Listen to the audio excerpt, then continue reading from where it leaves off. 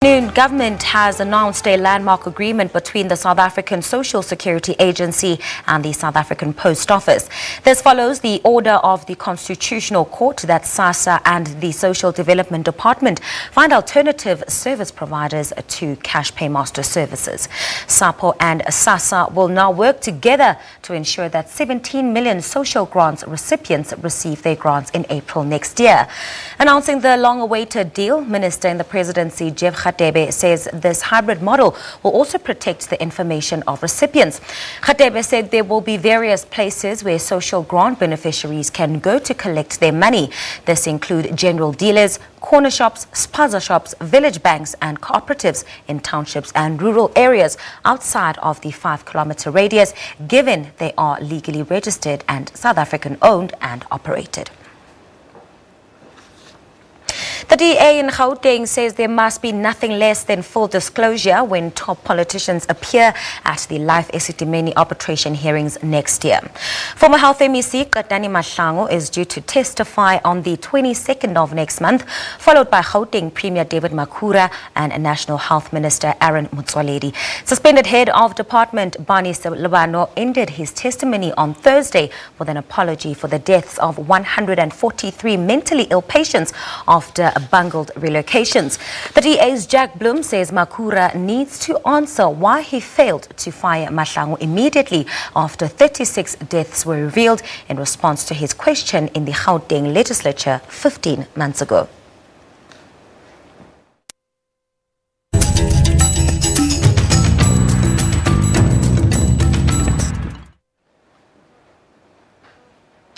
The Free State ANC's long-awaited conference will start today. The conference was scheduled for December 1st, but has been postponed twice following a High Court order. The court ruled that at least 29 branch meetings held ahead of the provincial conference were irregular and unconstitutional. While that ruling also coincided with the province's General Council, which pronounced that the branches have endorsed Dr. Nkosazana Dlamini Zuma to succeed President Jacob Zuma. That PGC also endorsed Provincial Chair Ace Magashule for the Secretary-General position. Magashule, meanwhile, has availed himself for re-election as Provincial Chair. This despite stiff competition from his Deputy Chair, Thabo Manyoni. The two-day conference ends tomorrow. It comes just days before the National Elective Conference takes place here in Johannesburg. Well, Aldrin Sampear joins us live from Parys in the Free State for an update on that conference. A very good afternoon to you, Aldrin. Is the conference indeed going ahead despite such a fierce opposition? You know what, Pearl, you say that I'm joining you for an update, but unfortunately there is no update, sadly, with this story because of the delay that has been taking place.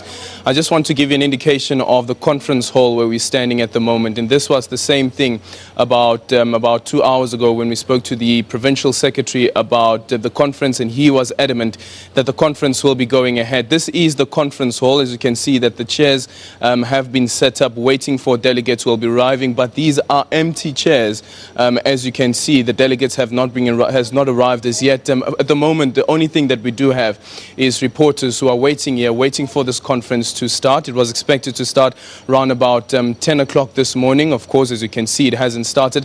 But our reporter, Ntakwana, who's at the registration point, has indicated that the delegates have arrived at the registration point. However, no one has been registered as it stands at this moment. So no one has a delegate accreditation tag with them.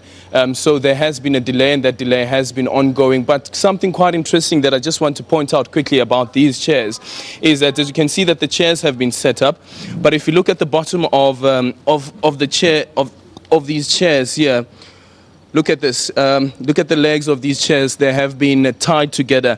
And earlier on, when we were speaking to an emergency official about this, she indicated that actually it has been put in as a contingent plan and to try and to deter the ANC delegates from using these chairs as weapons, as we've seen happen before, especially during the ANC's Eastern Cape provincial elective conference, where even Deputy President Cyril Ramaphosa described it as a festival of chairs. She also indicated that as part of their contingent measures that have been put in place, they've brought in at least 4 ambulance services that are here, as well as the security measures that have been put in place. A number of police officers who are patrolling this area, including the security contingent that's coming from the MKMVA. Well, Aldrin, Ace Magashule has put his hand up and has availed himself for re-election as provincial chair. But of course, we've seen that there is a stiff competition there going on between himself and Thabo Manyoni. What's your feeling just around how the conference will go, should it indeed go ahead this afternoon?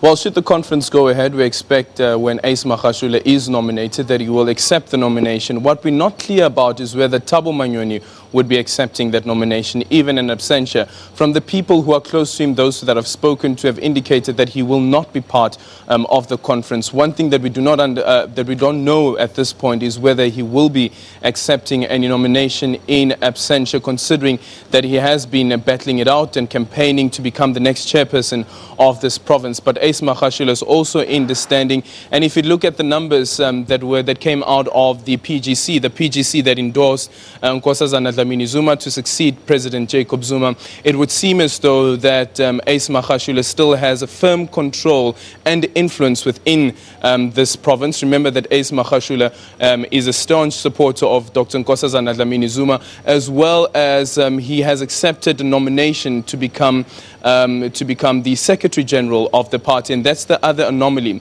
But what we understand from the ANC process is that when we go to the elective conference, and let's say for argument's sake that Ace Magashule is elected here or re-elected as chairperson of this province, we go to the ANC's elective conference, and when his name is being read out in terms of a nomination and he accepts the nomination to become the Secretary General of the party, should he be successful and become the Secretary General of the ANC, he will then have to resign from his provincial post as the chairperson of the ANC. Remember that back in Mangaung in 2012, a similar thing happened with Dr. Zweli Mkhize, who was then the chairperson of the ANC in KwaZulu-Natal, but when he was elected the Treasurer General of the party on a national platform, he had to resign from his chairmanship in KwaZulu-Natal.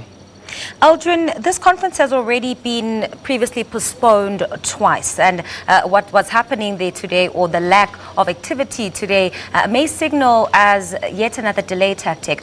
What reassurances have we received that we will see a smooth flowing conference with no irregularities?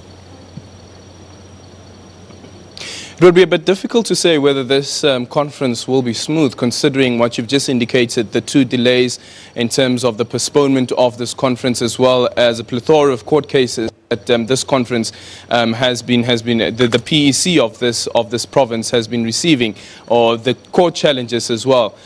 It's not clear at this point whether it will be a smooth run. But if you just take into consideration those court cases, as well as a recent court case as recent as yesterday, and this is what we heard from William, who is the provincial secretary, who indicated that there was an application, a High Court application to interdict the conference from going ahead, but that interdict was unsuccessful. It will be a bit difficult to say whether this conference will be running smoothly.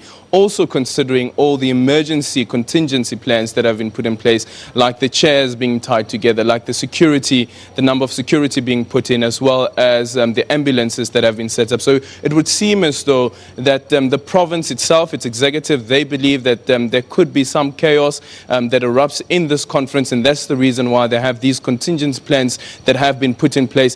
But speaking to William earlier on, he was quite confident that the conference will be going ahead, despite these numerous court interdicts, as well as court challenges trying to prevent this conference from going ahead. Aldrin Sampear, thank you very much for that update. I'm pretty sure that you'll have something for us in the later bulletins, as that conference is meant to get underway. And there's been commitment that it will indeed go ahead today after 2 postponements.